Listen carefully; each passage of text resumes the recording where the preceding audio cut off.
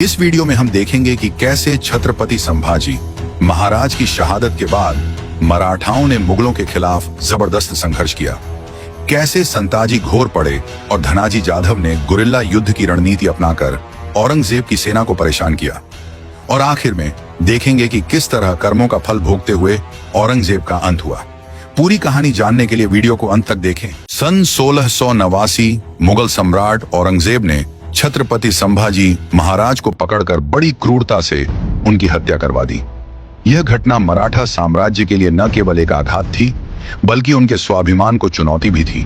मुगलों को लगा कि मराठों का अंत हो जाएगा, लेकिन वे भूल गए कि मराठा आत्मसमर्पण नहीं करते, वे प्रतिशोध लेते हैं। संभाजी महाराज की शहादत के बाद मराठा सेनाएं बिखर गई थी, लेकिन उनके सेनापति खासकर संताजी घोर पड़े और धनाजी जाधव बदले की आग में जल रहे थे।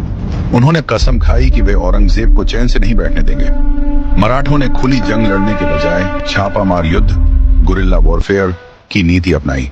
संताजी घोर पड़े और धनाजी जाधव ने मुगलों की सप्लाई लाइन काटनी शुरू कर दी।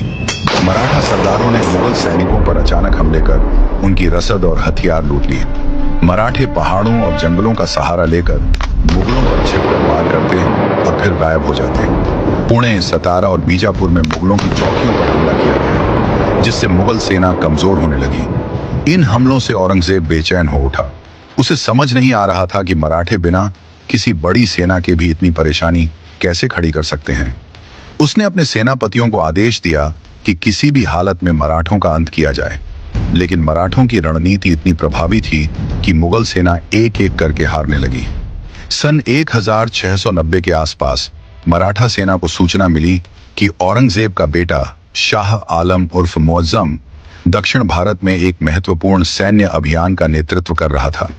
वह एक बड़े मुगल शिविर में ठहरा हुआ था, जहां हजारों सैनिक तैनात थे। संताजी ने तुरंत इस मौके को भांप लिया और एक योजना बनाई।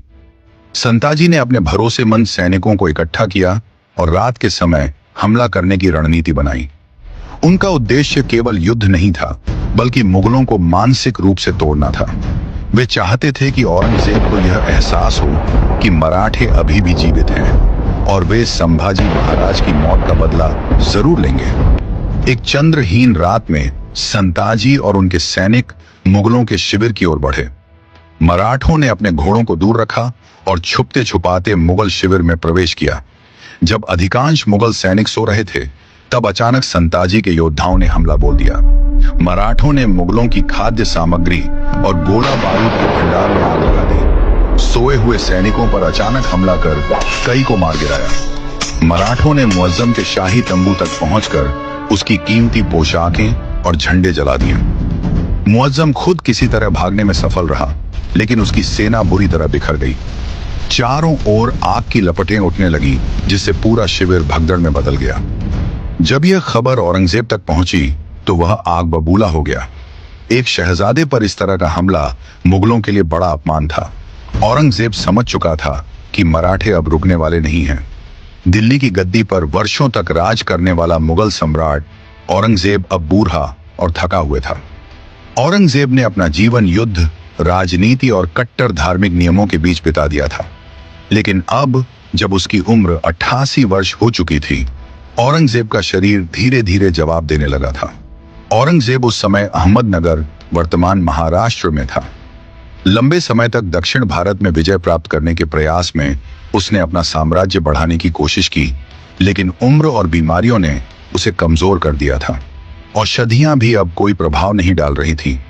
औरंगजेब का शरीर दुर्बल हो चुका था और वो असहाय महसूस करने लगा था।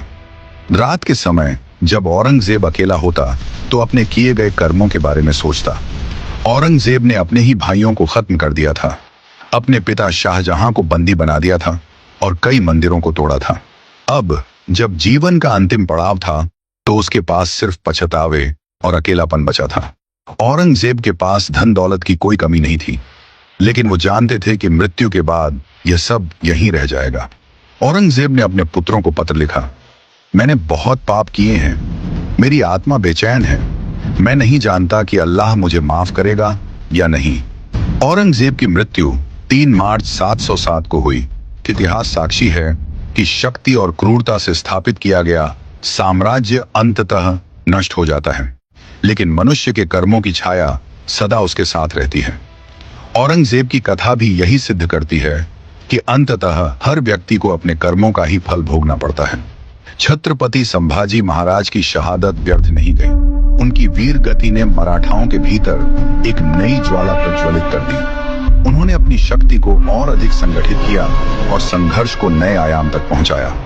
परिणाम स्वरूप 18वीं शताब्दी में मराठाओं ने मुगलों के पतन की पटकथा लिखी और हिंदवी स्वराज्य को सुदृढ़ किया।